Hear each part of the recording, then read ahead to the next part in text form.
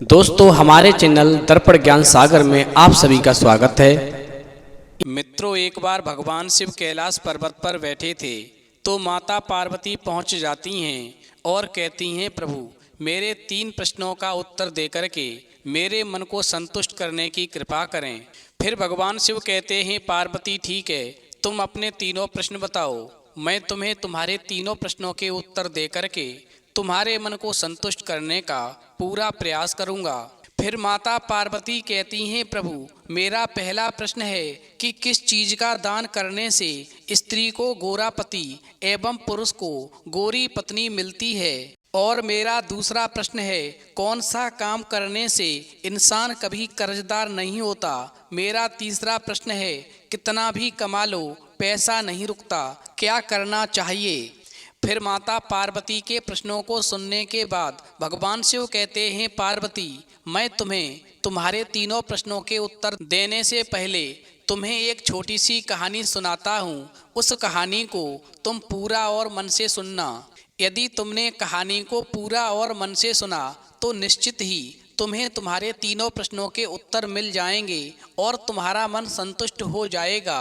फिर माता पार्वती कहती हैं, प्रभु ठीक है, आप कहानी शुरू कीजिए। मैं आपको वचन देती हूँ कि जब तक आप कहानी सुनाएंगे मैं कहानी को पूरा और मन से सुनूंगी। तो मित्रों, कहानी शुरू करने से पहले मेरा आप सभी से अनुरोध है कि आप हमारी कहानी में खो जाएं। उससे पहले हमारे चैनल को सब्सक्राइब करके बेल आइकन अवश्य दबा लें, जिससे हमारी हर वीडियो का नोटिफिकेशन सबसे पहले आप तक पहुंच सके और आप हमारी हर वीडियो से प्राप्त ज्ञान का अपने जीवन में लाभ उठा सकें। तो आइए कहानी शुरू करते हैं। भगवान शिव कहते हैं, पार्वती एक नगर में एक लड़की रहती थी। वो बड़ी सुंदर थी। उसका शरीर पतला था, रंग गोरा था, मुखड़ा गोल था, लंबे लंबे काले काले बाल थे।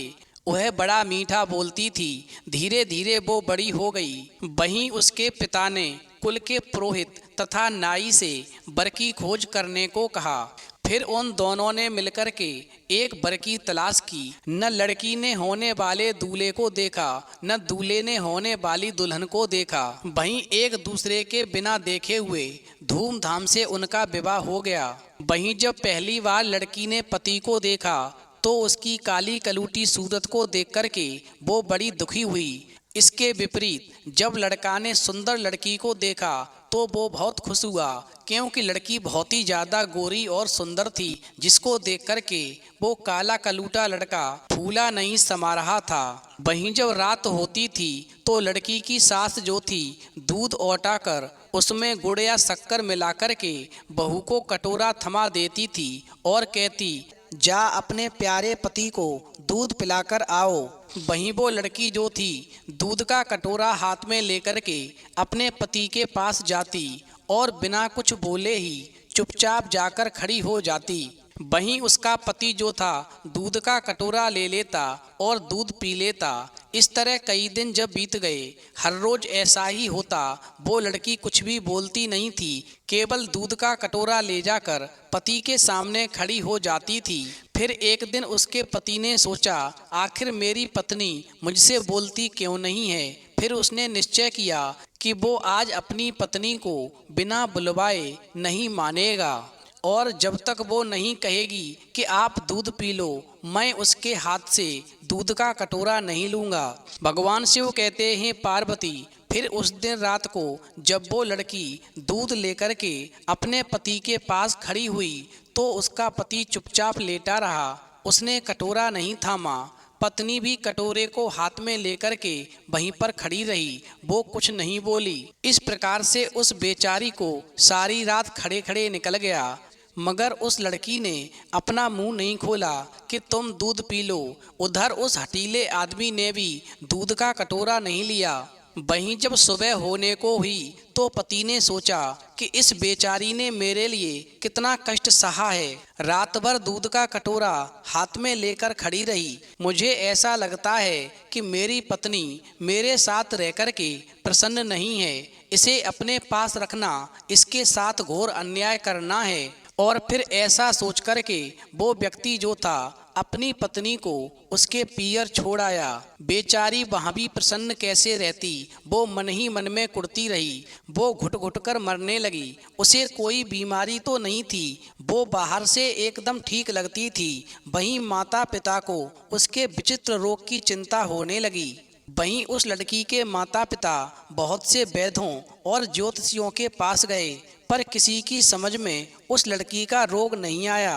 अंत में उसी नगर से उस लड़की के घर से होते हुए एक विद्वान ज्योतिषी महात्मा गुजरते हुए जा रहे थे। उसी समय उस लड़की के पिता की नज़र उन विद्वान साधु पर पड़ जाती है। वहीं उस लड़की के पिता जो थे उन साधु को अपने घर लेकर आते हैं और उसे सारी बात बताते हैं। वहीं वो साधु जो था उस लड़की के रंग रूप और चाल ढाल को देख कर के उसके मन की बात को भांप गया और फिर उसने उसके हाथ की रेखाएं देखीं तो विद्वान साधु ने बताया कि बेटी, पिछले जन्म में तूने जैसे कर्म किए थे तुझे ठीक वैसा ही फल मिला है। इसमें न तेरा दोष है न तेरे पति का दोष है। वहीं वो लड़की कहने लगी, मैंने ऐसे कौन से कर्म किए थे जिससे मुझे काला पति मिला है? तो साधु ने कहा, तेरे पति ने पिछले जन्म में सफ़ेद मोतियों का दान किया था और तूने मांगने वालों को ढेर सारे काले उड़द और काली वस्तुओं का दान किया था।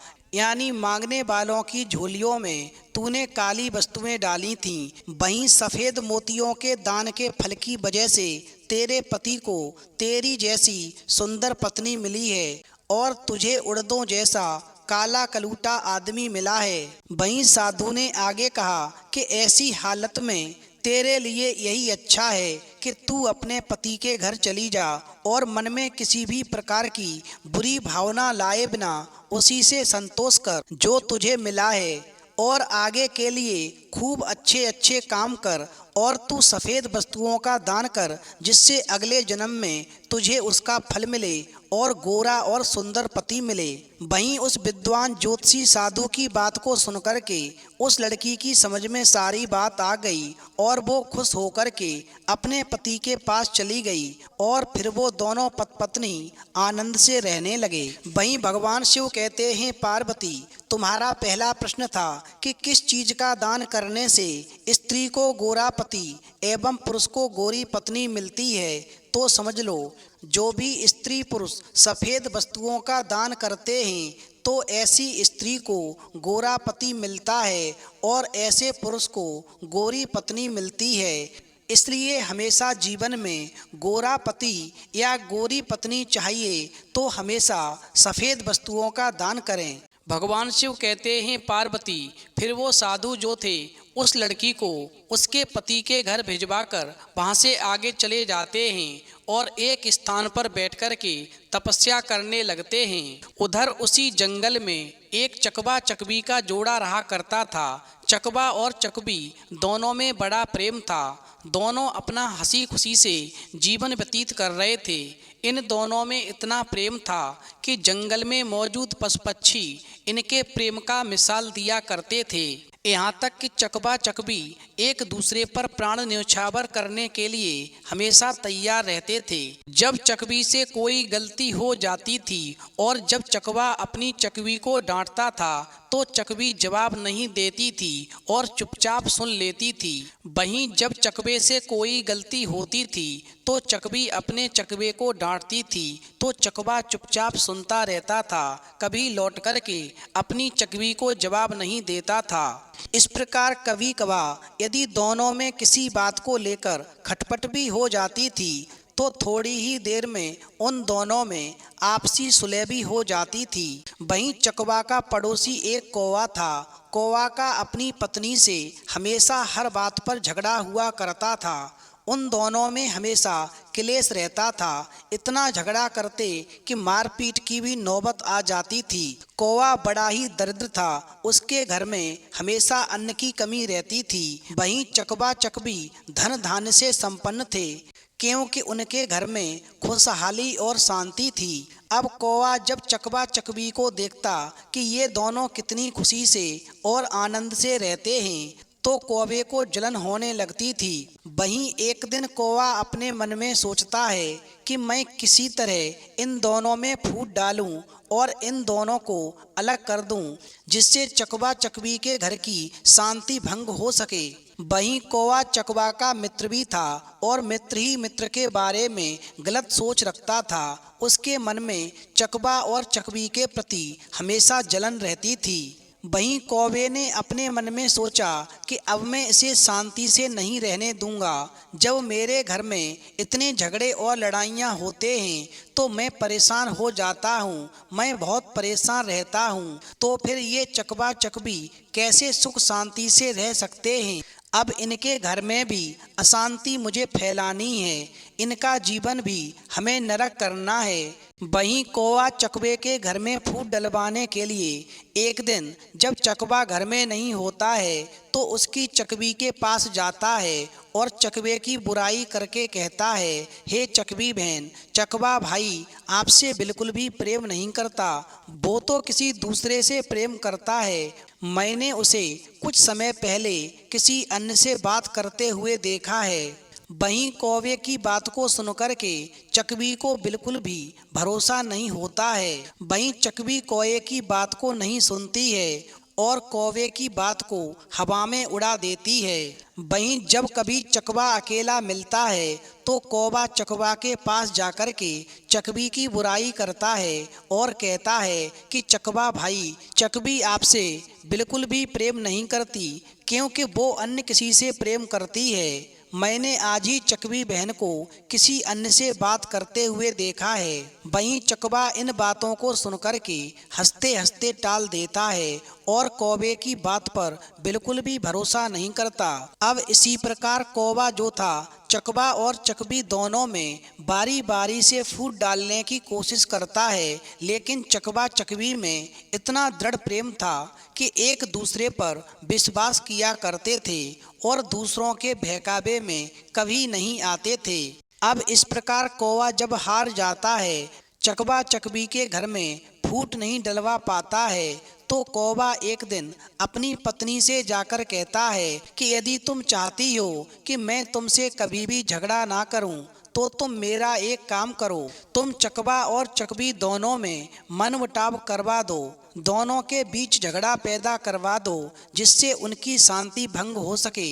वहीं कौवा ने अपनी कौवी से कहा, जब भी तुम्हें मौका मिले तुम चकवी बहन का कान भरती रहना और मुझे भी जब समय मिलेगा तो मैं भी चकवा भाई का कान भरता रहूँगा, जिससे दोनों में लड़ाई झगड़ा हो जाएगा। भगवान शिव कहते हैं, पार्वती इस प्रकार कौवे की पत्नी चकवी से जाकर कहती है कि तुम्हारा पति तुमसे प्रेम नहीं करता है, वो किसी दूसरे से प्रेम करता है। ठीक उसी तरह कौवा भी चकवा के पास जाकर कहता है, हे चकवा भाई, चकवी बहन आपसे प्रेम नहीं करती, वो तो किसी दूसरे से प्रेम करती है। वहीं कौवा और उसकी पत्नी अब प्रतिदिन चकवा चकवी के कान भरने लगे, जिससे धीरे धीरे चकवा को विश्वास होने लगा कि चकवी जरूर अब हमसे प्रेम नहीं करती है। ठीक उसी तरह चकवी को भी धीरे धीरे लगने लगा कि मेरा पति अब मुझसे प्रेम नहीं करता है। इस प्रकार चकवा और चकवी में मनमुटाव होने लगा और दोनों के बीच में झगड़े होने लगे। भगवान शिव कहते हैं, पार्वती जब दोनों के बीच झगड़े होने लगे तो उसकी वजह से लक्ष्मी जी ने चकवा और चकवी के घर को छोड़ दिया, क्योंकि जिस घर में लड़ाई झगड़े होते हैं उस घर में लक्ष्मी का वास नहीं होता। फिर तो लक्ष्मी के जाने के बाद में चकवा और चकवी के घर में दरिद्रता ने वास कर लिया। वहीं जब चकवा और चकवी धन की कमी के कारण भूखों मरते हैं तो ऐसा देख करके कौवा को बड़ा सुकून मिलता है, उसे बड़ी प्रसन्नता होती है। वहीं एक दिन चकवा को एहसास होता है कि हमारे लड़ाई झगड़े की वजह से ये सब हो रहा है। तो एक दिन चकवा अपनी पत्नी से कहता है कि हे प्रिय, तुमने देखा कि जब तक हम दोनों एक दूसरे से लड़ाई झगड़े नहीं करते थे तो हमारा जीवन कितना सुखमय था और हमारे घर में अन्न धन की कोई कमी नहीं थी। लेकिन जब से हम दोनों आपस में लड़ने झगड़ने लगे हैं तब से हमारे घर में अन्न धन की कमी हो गई है। फिर चकवे की बात सुनकर के चकवी को अपनी गलती का एहसास होता है और वो चकवे से कहती है कि स्वामी, यदि मुझसे कोई गलती हो गई है तो मुझे माफ़ कर दीजिए। हमें इस प्रकार दूसरों की बातों में आकर के आपस में लड़ना झगड़ना नहीं चाहिए। वहीं चकवी ने चकवे से आगे कहा कि हमें इस समस्या के समाधान के लिए क्या करना चाहिए। तो चकवा ने कहा कि हमारे पास के ही जंगल में एक सिद्ध पुरुष महात्मा रहते हैं, हमें उनके पास चलना चाहिए। वो हमारी समस्या का समाधान अवश्य कर देंगे और हमें ये भी बताएंगे कि हमें आगे से क्या करना चाहिए। फिर तो ऐसा सोच कर के वो चकवा और चकवी जो थे उन महात्मा के पास चले जाते हैं और महात्मा को प्रणाम करके बैठ जाते हैं। वहीं जब महात्मा ने चकवा और चकवी के आने का कारण पूछा तो चकवा की आंखों में आंसू आ जाते हैं और दोनों पति और पत्नी साधु के सामने रोने लगते हैं। वहीं चकवा जो था विस्तार पूर्वक महात्मा को पूरी कहानी सुना देता है। फिर कहानी सुनने के बाद में वो महात्मा कहते हैं, हे चकवा, मेरी बातों को ध्यान से सुनो। आज मैं तुम्हें ऐसी 5 बातें बताऊंगा जिसे यदि तुमने अपने जीवन में उतार लिया और उन पर अमल कर लिया तो कभी भी तुम्हारे घर में लड़ाई झगड़े नहीं होंगे। इसके साथ ही जो मनुष्य मेरी इन 5 बातों पर अमल करेगा उसके घर में भी कभी लड़ाई झगड़ा नहीं होगा तथा उसके घर में कभी भी धन की कमी नहीं होगी और उसके घर से लक्ष्मी कभी भी रूठकर नहीं जाएगी। वहीं महात्मा आगे कहते हैं, पहली बात, जो तुम्हारे जानने वाले होते हैं, सगे संबंधी होते हैं, जो तुम्हें अच्छे से समझ रहे होते हैं तथा जो तुम्हें अच्छे से जान रहे होते हैं, वही तुम्हारा जड़ काटते हैं। ये बात बिल्कुल सत्य है। जो व्यक्ति तुम्हें अच्छी तरह से जानता और समझता है वही व्यक्ति तुम्हारे घर में लड़ाई झगड़ा करवाता है, जिससे घर में क्लेश उत्पन्न होता है। इस प्रकार यही लोग आपके दुखों और समस्याओं का कारण बनते हैं।